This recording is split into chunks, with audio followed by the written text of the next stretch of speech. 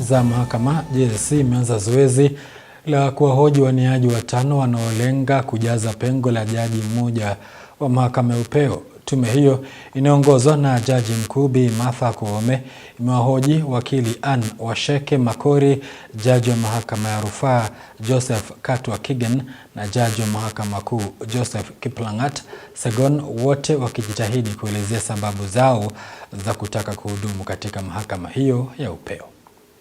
Wa kwanza kufika mbele ya tume ya huduma za mahakama JSC alikuwa wakili Anne Washeke Makori aliyekuwa mwenyekiti wa mamlaka ya IPOA kati ya mwaka 2018 na 2024.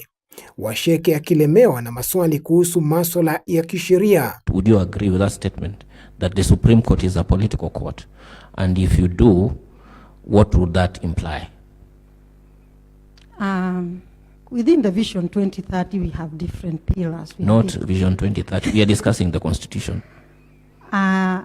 Is it a political court or not? Washeke akilazimika kuelezea yale yaliyoafikia wakati akihudumu kama mwenyekiti wa IPOA baada ya madai kuibuliwa kuhusu kusheheni dosari katika mchakato wa uajiri kipindi cha uongozi wake. We were able to reduce the backlog of cases from over 20,000.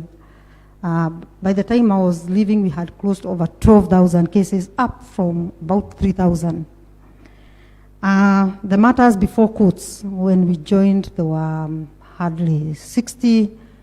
I left over 470 cases before courts. Wa pili kikaangoni alikuwa jaji wa mahakama ya rufaa na aliyekuwa wakili wa Rais Ruto katika mahakama ya ICC Joseph Katwa Kigen. My lady and commissioners. Kigen akitakiwa kwanza kuelezea jinsi uhusiano wake na Rais Ruto hautatatiza utendakazi wake iwapo atakuwa jaji wa mahakama ya upeo. For me to be told that you have a disadvantage because you represented a particular individual would be a borderline case of discrimination, because I would be being treated differently just because of the type of the client I represented, when in fact every other person who escalated to the status of a judge who was an advocate is not being subjected to the same disadvantage. Na kuhusu utata uliopo kwenye katiba kuambatana na ndoa ya jinsia moja, Kigen akiweka wazi kuwa kamwe hawezi kutoa uamuzi unaoruhusu ndoa baina ya wapenzi wawili wa jinsia moja.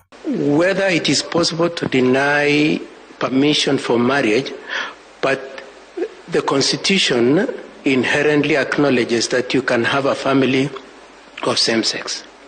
That would be my contention, that for purposes of marriage, probably as a judge, I would say the law is clearly prohibitive. Mwingine aliyehojiwa leo hii ni jaji wa mahakama kuu Joseph Kiplangat Segon.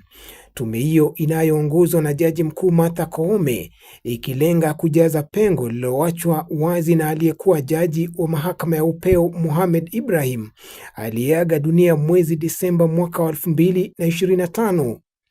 Victor Kayanda, Undugu TV.